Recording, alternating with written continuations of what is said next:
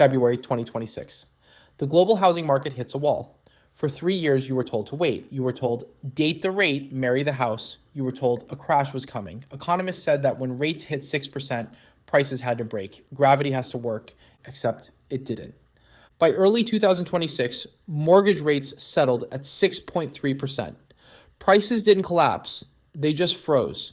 The entry price for a median home hit $418,000. The income needed to buy that home rose 56% above the median salary. This wasn't supposed to happen. High rates are supposed to kill prices.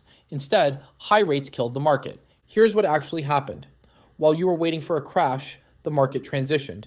It stopped being a place where you buy shelter and started being a place where capital hides from inflation.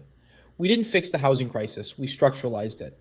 Today, I'm going to explain the mechanism behind the Great Housing Reset, why a price crash in Germany actually made life worse for renters, and why the era of the property-owning democracy is officially over. This is the systemic death of homeownership, and the math proves it. Part 1, the time machine. Why we are living in the future.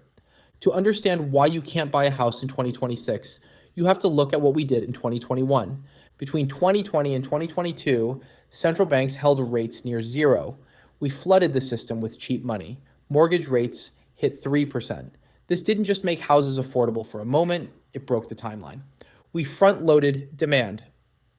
Buyers who were supposed to buy in 2025, 2026, and 2027 rushed into the market in 2021 to lock in generational debt. We squeezed a decade of buying into 24 months. The result? The inventory of the future was sold in the past. By 2026, we are dealing with the hangover. The buyers of the early 20s are locked in. The buyers of today are facing a market that priced in 20 years of appreciation in 3 years. Institutional capital saw this coming.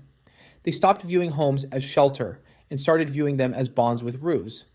A family sees a 30-year liability. BlackRock sees an infinite horizon asset with rent that goes up every year. You are not competing with another family. You are competing with a yield curve. Part 2, the golden handcuffs, the mechanism of the freeze. This is the plumbing issue that nobody talks about. It's called the mortgage rate lock-in. As of right now, in 2026, 52.5% of all American mortgages have a rate below 4%. Think about the physics of that. If you own a home with a 3% mortgage, you are not a homeowner. You are a hostage to your own good fortune.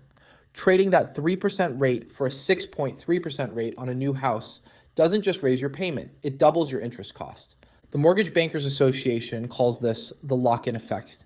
It kept nearly 2 million homes off the market every single year since 2022.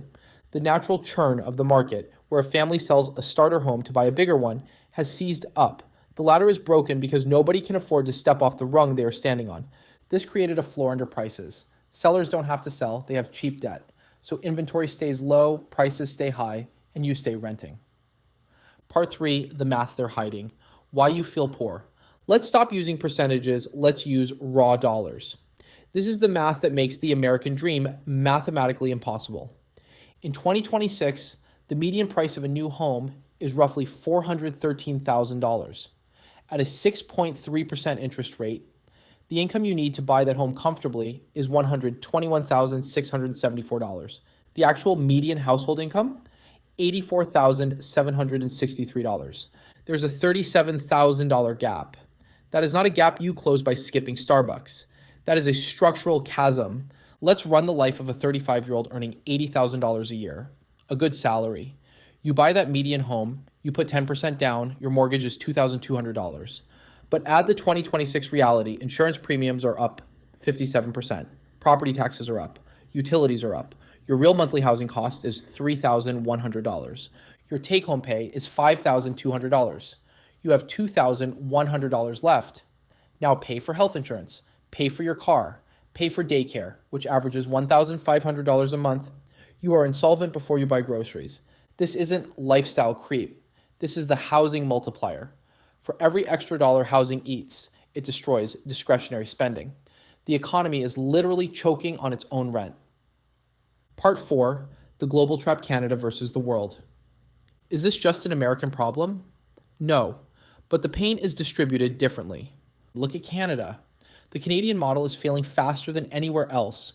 Real house prices there outpaced income growth by 60% since 2008. They built an economy on selling houses to each other. Now, 77% of their core housing need is driven purely by affordability.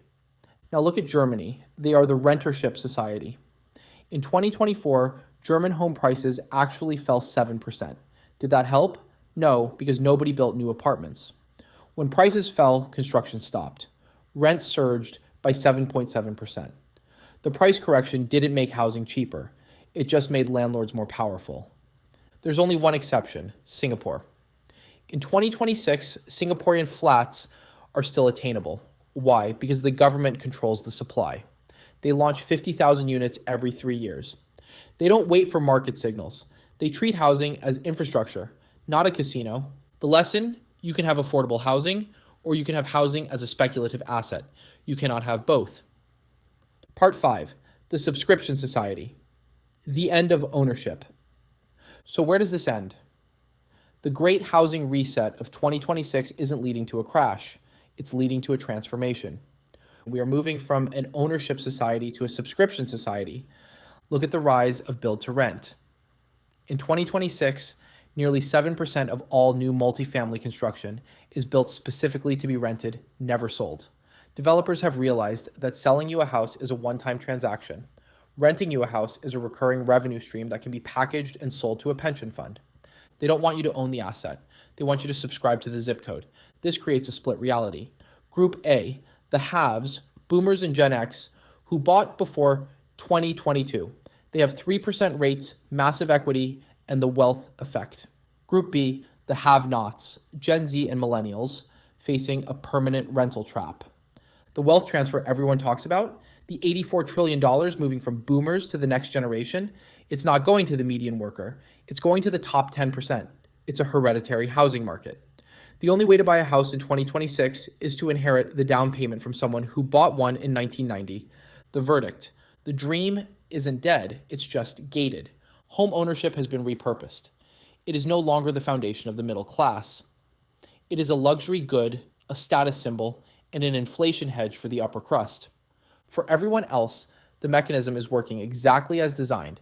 It extracts yield from labor and delivers it to capital. The lock-in effect keeps supply low. The institutional demand keeps prices high. And the subscription model keeps you paying forever. The question isn't, when will prices crash? The question is, can you afford the subscription?